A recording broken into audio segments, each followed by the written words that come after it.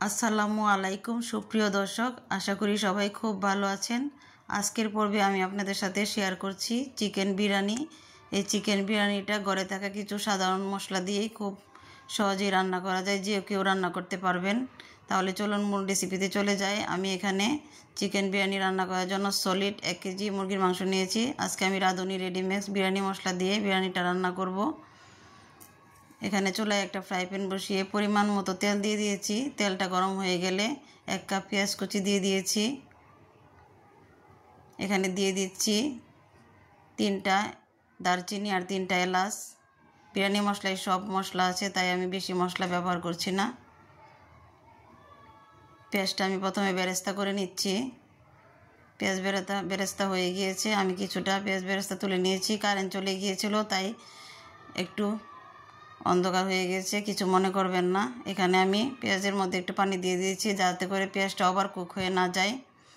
এখানে আমি দিয়ে দিচ্ছি 1/2 কাপ পেঁয়াজ বাটা, 1 টেবিল চামচ আদা বাটা, 1 টেবিল চামচ রসুন বাটা। মশলাগুলি ভালো করে কষিয়ে নিচ্ছি। দিয়ে দিচ্ছি স্বাদ মতো লবণ। আমি এখানে 5টা কাঠবাদাম, 5টা কাজু বাদাম, কোয়াটার জয়ফল জয়ত্রী বেটে নিয়েছি, এগুলো দিয়ে দিয়েছি। আপনারা চাইলে এটা স্কিপ করতে পারবেন, কারণ বিরিয়ানি মশলায় সবগুলো মশলা দেওয়া আছে। আর এখানে দিয়ে দিচ্ছি 1 টেবিল চামচ লাল মরিচের গুঁড়ি। আর এখানে বিরিয়ানি মশলাটা অর্ধেক দিয়ে দিলাম, আর অর্ধেক আমি পোলাওয়ের মধ্যে ব্যবহার করব। অল্প একটু পানি দিয়ে মশলাটা ভালো করে কষিয়ে নিচ্ছি। 1/2 কাপ টক দই ফেটিয়ে এখানে দিয়ে দিলাম। এখন আমি মশলাটা ভালো করে কষানো হয়ে গেলে চিকেনগুলো দিয়ে দিচ্ছি। চিকেনটা একটু ভালো করে কষিয়ে নিব। একটু ঢাকনা দিয়ে দিচ্ছি। চিকেনটা আমার সুন্দরভাবে কষানো হয়ে গিয়েছে এবং কুক করা হয়ে গিয়েছে। এখন চুলা থেকে আমি এটা নামিয়ে নিচ্ছি। আমি রাইসটা রান্না করে নিচ্ছি। চুলায় একটা পাত্র বসিয়ে পরিমাণ মতো তেল দিয়ে দিলাম। দিয়ে দিচ্ছি 2 টেবিল চামচ ঘি।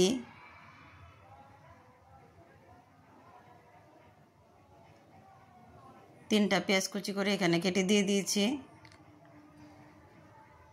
আর দিয়ে দিচ্ছি 2টা দারচিনি, 2টা এলাচ। চিকেনে যেহেতু সব মশলা আছে, তাই আমি এখানে বেশি মশলা ব্যবহার করব না। আর 1 চা চামচ আদা বাটা দিয়ে দিলাম। আগে থেকে 1/2 কেজি চিনি গুঁড়া পোলাওয়ের চাল ধুয়ে পরিষ্কার করে পানি ঝরিয়ে নিয়েছিলাম, সেটা এখানে দিয়ে দিলাম। স্বাদ মতো লবণ দিয়ে দিলাম। বাকি যে বিরিয়ানি মশলাটা অবশিষ্ট ছিল, সেটা আমি এখানে দিয়ে দিলাম। চালটা আমি ভালো করে সুন্দর করে ভেজে নিচ্ছি।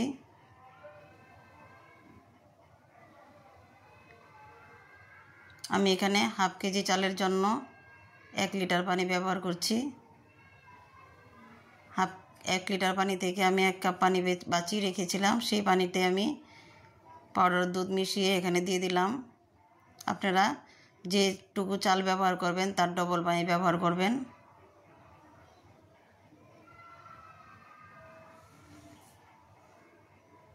দশ 12টা কাঁচামরিচ মাঝখান দিয়ে কেটে দিয়ে দিলাম। এখন ঢাকনা দিয়ে ডেকে দিব পানিটা টেনে আসা পর্যন্ত। আমার পানিটা টেনে এসেছে। এখন আমি চিকেনটা এখানে অ্যাড করে দিব।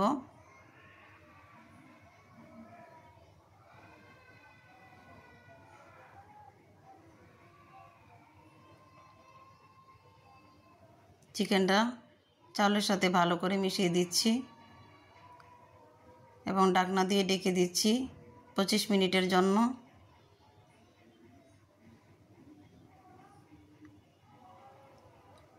ফিরে আসছি 25 মিনিট পর। আমার রাইসটা 70% কুক হয়ে গিয়েছে। এখন আমি কিছু উপকরণ এখানে অ্যাড করে দিচ্ছি।